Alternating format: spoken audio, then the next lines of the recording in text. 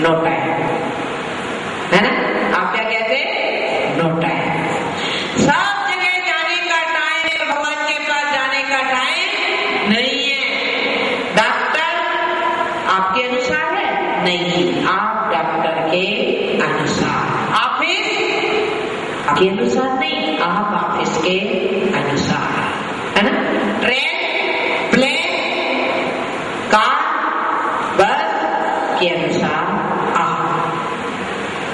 शादी में कार्ड में लिखा रहता है अलग डार्क कलर से भोजन का समय, स्वरुचि भोजन का समय। आप लोग बिल्कुल टाइम टू टाइम पहुंच जाते हैं। दिया होता है उसका टाइम, तेजी होती है उसका टाइम, परंतु हतभाग्य मनुष्य का कि सबके लिए सुनिश्चित टाइम है, परंतु भगवान के लिए अनिश्चित समय भी नहीं है। यदि अशोक अवस्था को प्राप्त होना है, शोक से रहित होना है, तो रोज जो कहते हैं अहंते शरणं पौवच्छामि, अहंत की शरण को प्राप्त होता हो। यह वृक्ष आपको कह रहा है कि आइए भगवान की शरण में और शोक रहित हो जाइए। और लिखिए आप भावार्थ, हे देव, जिस प्रकार सूर्य का बिंब अपनी किरणों को ऊपर की ओर फेंकता हुआ सघन बादलों के बीच शोभायमान होता है, उसी प्रकार आपकी दिव्य देह भी अपनी दैदीप्यमान रश्मियों को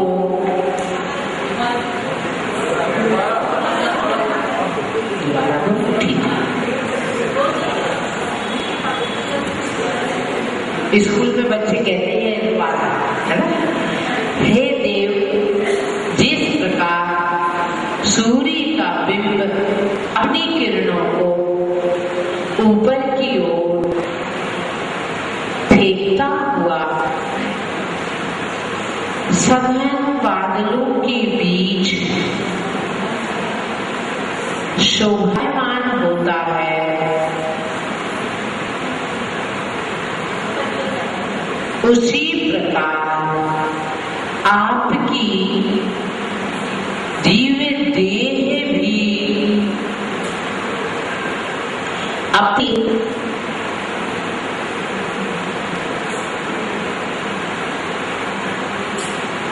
दिव्य देह भी अपनी दैदीप्यमान रतियों को ऊपर की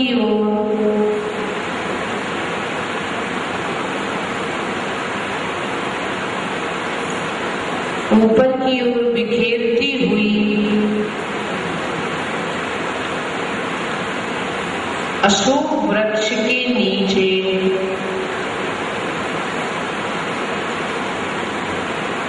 शोभायमान हो रही है।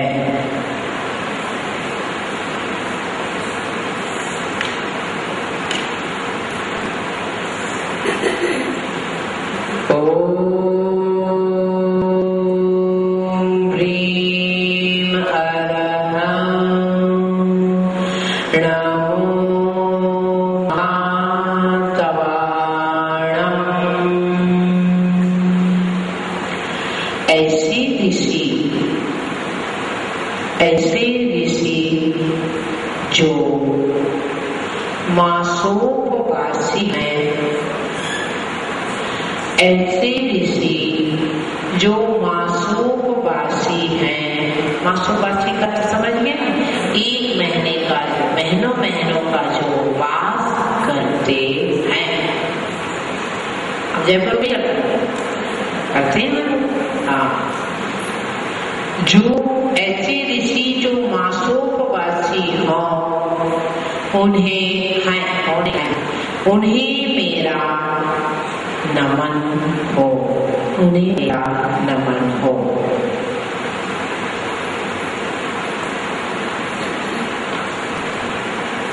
ऋतिजा वही श्रवण नमा के साथ ओम ह्रीम अरम नमो महातवाणम ध्रुवम नमः स्वाहा। मंत्र जाओ। ओम नमो भगवते जय विजय जृंभय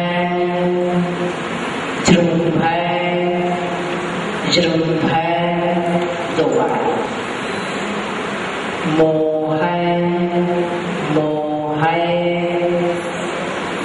मोहय संपत्ति सौख्यम कुरु स्वाहा। इष्ट कार्य सिद्धि दायक है।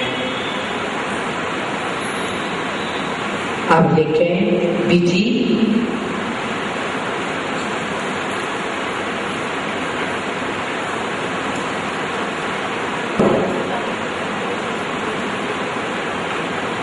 यंत्र स्थापित, अभिषेक पूजन। यंत्र की दिशा लिखा है मैंने अभी ना एक तो। अब साधक की दिशा है उत्तर दिशा। गर्भासन, आसन सुखासन, मालती के सूखे फूल, पीली माला,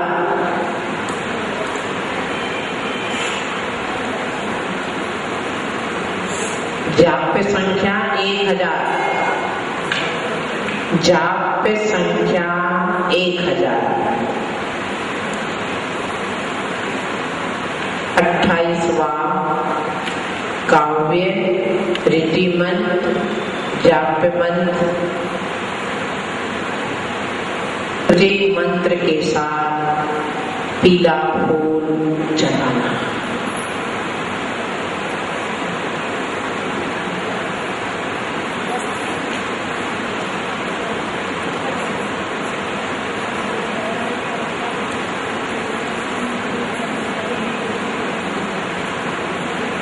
यंत्र पास में रखने से फल है, फल।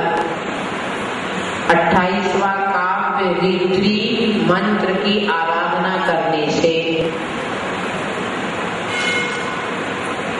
व्यापार में लाभ, परिवार सुख समृद्धि,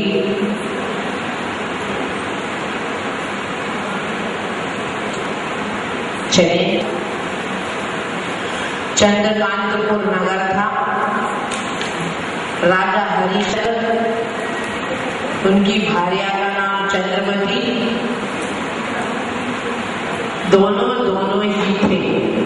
समझ गए ना मेरी बात? यानी कि वंश वृद्धि का कारण नहीं था। इससे राजा रानी दोनों दुखी थे। पूछा चिंता का कारण, तो राजा ने बता दिया। वह पूछने लगा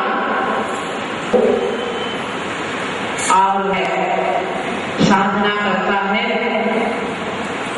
वही देवोपासन कथाएं को पूछते हैं राजा की व्यथा। और दोनों महाराज जी की सेवा शुश्रूषा वैयव्रती में लगते हैं। और काव्य नंबर 27 की आराधना करने के बाद काव्य नंबर 28 की कहानी धारापुरी नाम की नगरी। अब लिखिए काव्य नंबर 28। धारापुरी नाम की नगरी, राजा पृथ्वीपाल, 7 पुत्र 1 पुत्री। पुत्री बहुत सुंदर थी और 7 भाइयों की बहन होने से लाडली होने के साथ हठी भी हो गई, है ना। अति लाड़ क्या है? अति लाड़ भविष्य को बिगाड़ देगा। तो उसे होने का कितने घमंड हो गए, तो क्या हालत हो गई होगी? ये हालत हो गई कि एक दिन वह अपने राज उद्यान में खेल रही थी। अचानक एक दिगंबर मुनि ध्यान के लिए आ गए तो उसे बहुत बुरा लगा। मुनि का अपमान किया, बहुत अव्यवहार किया। मुनि महाराज तो शांत रहे, ध्यान पूरा होने पर चले गए। मुनि महाराज तो चले गए परंतु रह गया पाप का ढेर। किसके पास? राजपुत्री के पास। नाम था रूप कुंडली। क्या नाम था? रूप कुंडली। परंतु ऐसा कोण हुआ है उसे, ना क्या बन गई? कुरूप कुंडली। हाथ पैर कोई पास में भी बैठने नहीं देता। उस कोण का नाम है उदंबर कोण, जिससे हाथ पैर गलने लगते, सिर के बाल जाते हैं। बहुत दुखी हुई। एक दिन अचानक मुनि महाराज मिले। उसने अपनी मन की पीड़ा कही। वही मुनि महाराज है, वही मुनि महाराज मिले, अपने मन की पीड़ा कही उसने। महाराज जी की समझाया, उपदेश दिया। उसने भक्ति से प्रेरित होकर सम्यक दर्शन स्वीकार किया और 28वें काव्य का साधना की। 3 दिन तक लगातार अन्न जल का त्याग करके उसकी साधना की। और साधना करने के बाद वह उसका कुष्ठ रोग क्या हो गया? हो गया, पुनः रूपवान हो गई। राजा भी आश्चर्य किया कि भक्तांतर की इतनी महिमा, पुनः रूपवान हो गई। पिता होने के नाते तो कहते हैं, परंतु वह धर्म से इतनी अधिक प्रभावित हो चुकी थी, उसने अपने पिताजी से कह दिया, देख लिया मैंने संसार। और विहिताश्रम मुनि महाराज के पास जाकर आदि का व्रत को स्वीकार कर लेती है। अंत में समाधि पूर्वक देह का विसर्जन करके स्वर्ग में जन्म लिया। तो सोचे, चिंतन करें कि भक्तांबर कितना हमें मार्ग प्रदर्शित करता है, कितनी ऊर्जा क्षमता से युक्त है। हम उसे बस रेलगाड़ी जैसा दौड़ा देते हैं, परंतु समुद्र के सरोवर के किनारे सब जाते हैं, कुछ फूल की सुंदरता देख के लौट आते हैं।